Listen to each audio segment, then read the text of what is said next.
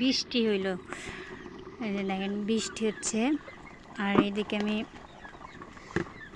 হাঁসের মাংস রান্না করতেছি, চাইনা হাঁসের মাংস। এই যে কষানি হয়ে গেছে, মানে পানিও দিয়ে দিছি। এখন শুধু খালি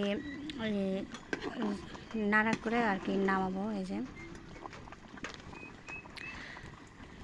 লার্কি চুলা হাঁসের মাংস রান্না করতেছি, মানে স্বাদই তো অন্যরকম।